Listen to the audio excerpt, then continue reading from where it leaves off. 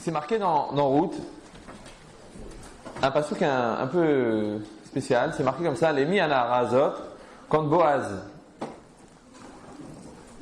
Donc il faut imaginer que Boaz, c'est le grand de la génération, c'est le grand sadique de la génération. Il est en train de visiter ses champs et il voit une jeune fille qui est en train de ramasser des grains de blé. Alors il a cette réflexion, il dit, elle est rapportée dans le passouk, les mi anarazot, à qui est cette jeune fille? Qui est cette jeune fille? La Gemara dans Shabbat d'Afkuf Yud Gimel, elle demande, elle dit, Vechi darko shel Boaz lishol anahara.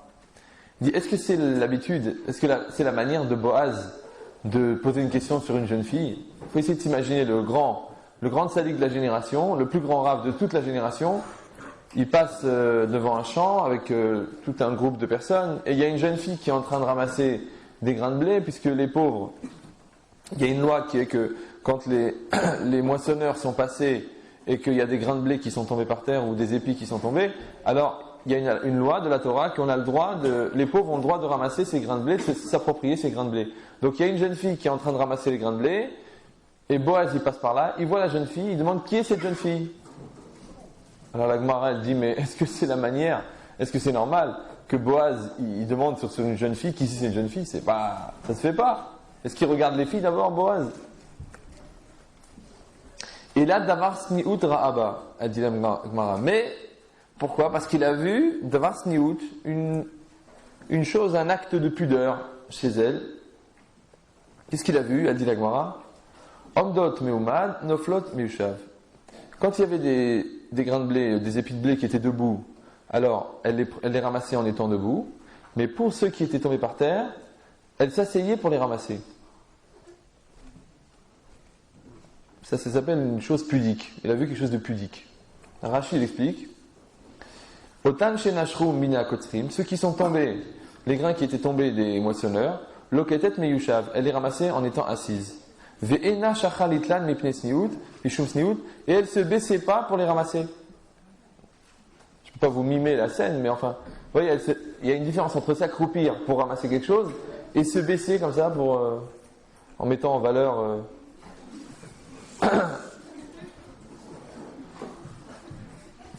Il a vu ça, Boaz, il a demandé, c'est qui cette fille? De quelle famille elle est? Il a remarqué. C'est vrai qu'ils se sont mariés après, et de là il va venir le Mashiach. Donc c'est pas rien du tout. Et ici la Gemara, elle a voulu mettre en relief cette notion de la pudeur, qui est une notion qui est difficile à aborder, surtout dans notre génération où Baruch Hashem, elle est très très bien. Oui, alors. Donc on va essayer de comprendre qu'est-ce que c'est que cette notion de la pudeur aujourd'hui. Deuxièmement, est-ce qu'elle concerne aussi les garçons? Parce qu'il y a beaucoup de gens qui pensent que la pudeur ne concerne que les filles. Oui, mais en vérité c'est faux. Troisièmement, est-ce que ça concerne que les vêtements? Ou non? Sans parler des sous-vêtements bien sûr. Alors on va essayer de comprendre tout ça. Pour comprendre ça, c'est marqué dans la Gemara dans le Rouvin d'Afkouf. Il malé lo nitna Torah la madnout sniout michatul. S'il n'y avait pas eu la Torah qui avait été donnée, on aurait appris la pudeur du chat. Vegezen minemela, et on aurait appris le vol de la fourmi. Pourquoi? Ils expliquent les commentaires. Parce que le chat est très pudique, et jamais le chat il aura des relations avec sa compagne à découvert. C'est toujours en cachette, toujours couvert. Et elle dit la Gemara, une fourmi, jamais elle prend quelque chose qui ne lui appartient pas. Donc elle dit, si on n'avait pas eu la Torah, on aurait pu apprendre la pudeur du chat et on aurait pu apprendre le vol, ça veut dire l'interdit de voler, de la némala, de la fourmi. Alors maintenant il dit le Maharal de Prague, si une chose, tu la trouves aussi chez les animaux, ça veut dire que ce n'est pas un compromis de société. Si quelqu'un va dire, tu comprends, hein, le vol, c'est une logique de société, de respect de la propriété de l'autre, de hiérarchiser, de compartimenter la propriété pour établir une paix sociale, tralouette baba. Non. Il dit la fourmi, elle n'a pas ce problème-là. Donc c'est pas possible que la fourmi, elle le fasse à cause d'une constitution qui a été établie en 1700. Non. C'est pareil, si tu dis que la pudeur, c'est une question de respect, de l'intimité, de la personne, du regard de l'autre, Ça ne veut rien dire chez les chats. Est-ce que le chat, il a un problème de regard de l'autre? Le regard de l'autre, il provient de la projection personnelle. Quelqu'un qui se regarde, d'accord, et qui sait se regarder, alors il sent qu'on le regarde. Mais quelqu'un qui ne se regarde pas, il ne sent pas qu'on le regarde. Or, une vache, oui, elle ne se regarde pas. Sauf certaines, mais celles-là, elles sont habillées, elles sont dans la rue, d'accord. Mais moi, je parle de celles qui sont dans les pâturages, ouais. Normalement, elles ne se regardent pas. Donc si elle ne se regarde pas, elle ne peut pas être dérangée par le regard de l'autre. Donc il explique le Maharal, c'est impossible d'imaginer qu'il s'agit d'un compromis de société que celui d'une loi sociale. Donc si ce n'est pas une loi sociale, c'est que c'est un fondement de l'existence du monde. Si ça existe chez les animaux, ça veut dire que quand Akadosh Baruch Hu, parce que c'est marqué dans la Torah, dans le Zohar, c'est marqué Istakel Baoraita ou Baralma, Akadosh Baruch Hu, il a d'abord regardé dans la Torah, ensuite il a créé le monde. Ça, c'est des phrases clés qu'il faut avoir dans la tête toute sa vie. Ça veut dire que Hachem, il a d'abord créé la Torah, ensuite à partir de la Torah, il a créé le monde, et ensuite à partir du monde, il a créé l'homme. Donc si je comprends la Torah, je comprends le monde, et je comprends l'homme. Maintenant, l'homme, il est adapté à la Torah, et l'homme, il est adapté au monde. Si j'ai ça dans la tête, alors je comprends que quand Akadosh Baruch Hu, il a formulé quelque chose dans la Torah, et que moi, l'homme, je lis dans la Torah, je lis quelque chose qui est inscrit dans la Torah, mais qui est aussi inscrit dans le monde, et aussi inscrit dans l'homme. Donc si le même théorème, il a servi à créer l'homme et à créer les animaux, donc la loi de la pudeur qui vient de la Torah, elle s'inscrit aussi chez les animaux. C'est transitif. D'accord ? Donc impossible de considérer que la pudeur c'est seulement un problème vestimentaire. Parce que sinon, qu'est-ce que ça a à voir avec les animaux ? Ça ne peut pas être non plus un problème social, ni un problème psychiatrique.